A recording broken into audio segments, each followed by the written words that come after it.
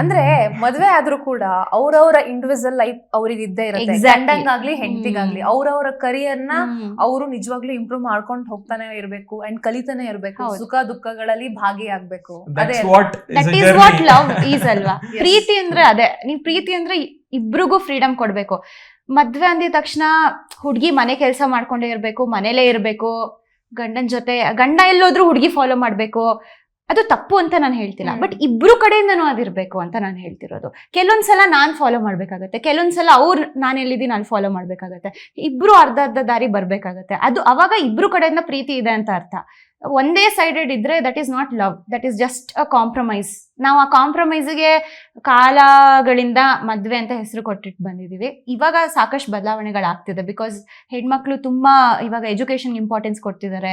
ಎಷ್ಟೋ ಫೀಲ್ಡ್ಸ್ ಅಲ್ಲಿ ಅಚೀವ್ ಮಾಡಿದೀವಿ ನಾವು. ನೇವಿಯಿಂದ ಹಿಡಿದು ನಾವು ಏರ್ ಫೋರ್ಸ್ ಇಂದ ಹಿಡಿದು ಏರ್ ಪೈಲಟ್ಸ್ ಎಲ್ಲ ಲೇಡೀಸ್ ಆಗಿದ್ದಾರೆ, ಇವಾಗ ಆರ್ಮಿಲಿ ಇದ್ದಾರೆ, ಎಲ್ಲಿಲ್ಲ ಆಸ್ಟ್ರೋನಟ್ಸ್ ಆಗಿದ್ದಾರೆ. ಇಂಥ ಟೈಮಲ್ಲೂ ನಾವು ಇಲ್ಲ ಮದ್ವೆ ಆದ್ಮೇಲೆ ಹೆಣ್ಮಕ್ಳು ಹಿಂಗಿರ್ಬೇಕು ಹಂಗಿರ್ಬೇಕು ಅಂದ್ರೆ we are still in backward mind set ಅಷ್ಟೇ.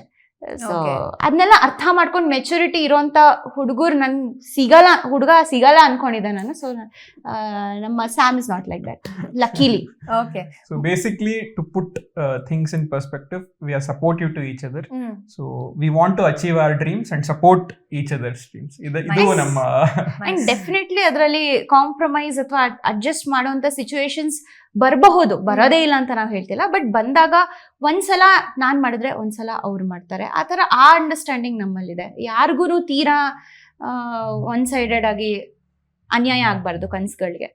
ಅಂಡ್ ಅಷ್ಟು ಪ್ರೀತಿ ಇಬ್ರು ಕಡೆ